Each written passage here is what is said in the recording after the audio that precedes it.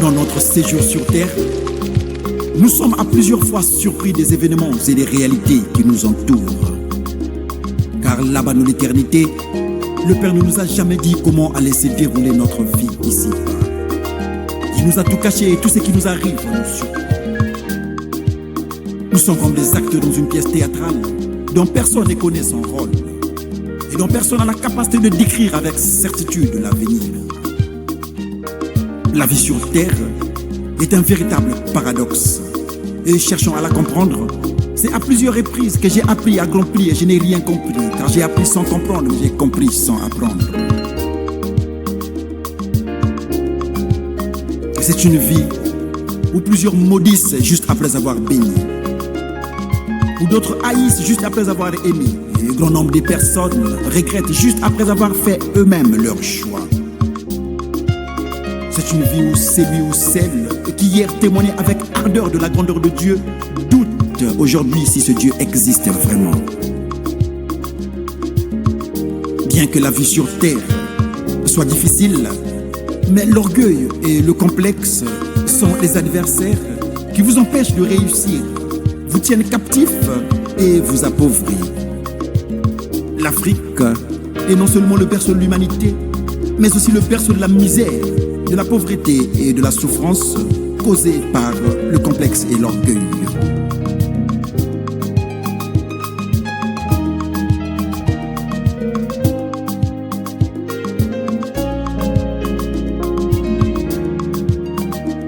Voyons la manière dont d'autres continents émergent. Nous ne voulons plus rester en arrière. Raison pour laquelle nous voulons tous devenir des pays émergents. Mais un pays est dit émergent non seulement par ses infrastructures modernes, mais aussi par sa population qui doit changer sa mentalité, sa manière de voir les choses et surtout de concevoir la vie. Et pendant que le pays a besoin des hommes et des femmes d'affaires solides pour stabiliser son économie, on est plutôt rempli des patrons prématurés qui finissent par mourir en peu de temps parce qu'ils refusent de rester dans des couveuses. Et pendant que le pays a besoin des commerçants et des commerçantes dignes de ce nom, capables de satisfaire aux demandes de la population, on est rempli de touristes qui se tapent le luxe de voyager ça et là juste pour impressionner les autres. Pendant que le pays a besoin d'une jeunesse déterminée, capable de relever le défi, on est malheureusement rempli de médaillés fauchés jusqu'à la moelle qui prennent du plaisir d'être appelés par chômeurs, comme s'il s'agissait d'un titre honorifique, alors que c'est une honte et une défaite absurde. Un médaillé est une personne qui a été décorée d'une médaille. Or, ne peut recevoir une médaille que celui ou celle qui a vaincu une compétition, une bataille, ainsi de suite. Par exemple, les vainqueurs de la Coupe du Monde, de la Coupe d'Afrique, des Jeux Olympiques et autres reçoivent à chacun une médaille.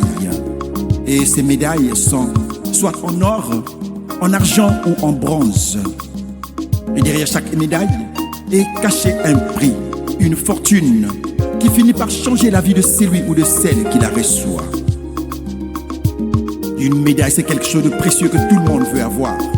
Mais malheureusement, grand nombre de personnes ont des médailles qu'ils n'ont pas reçues après avoir vaincu quoi que ce soit, mais qu'ils ont eux-mêmes érigées. Ce sont des médailles en fer. Et tellement que ça pèse, cela se transforme en chaînes qui finissent par les lier, les rendre prisonniers, les appauvrir jusqu'à ruiner toute leur vie. Faisons d'eux des véritables médaillés fauchés. L'orgueil et le complexe sont des médailles érigées par l'homme qui l'empêchent de réussir dans sa vie. Voilà la source même de la pauvreté.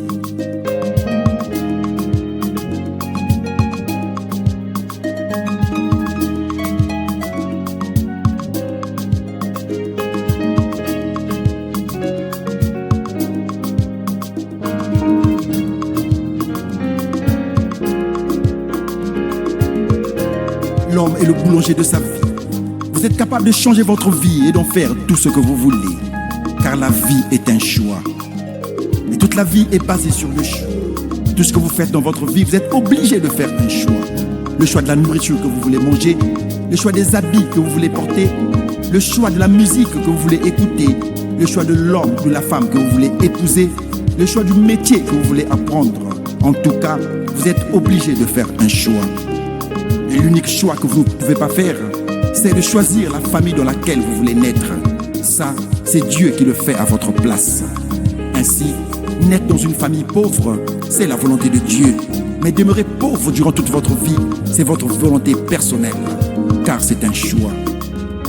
Si vous voulez être un coureur de jupons, un ivrogne, un chanvreur, un voleur, un chômeur, un orgueilleux, un paresseux, un complexé, un vaurien, vous le serez.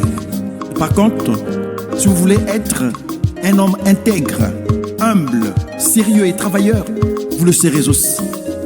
Aucun homme dans ce monde n'est bon à rien, mais si vous voulez l'être, vous le serez certainement. En venant dans ce monde, Dieu a mis à la disposition de tout un chacun tout ce qu'il lui faut afin que son séjour sur terre soit meilleur. Mais l'orgueil et le complexe peuvent rendre cela sans effet.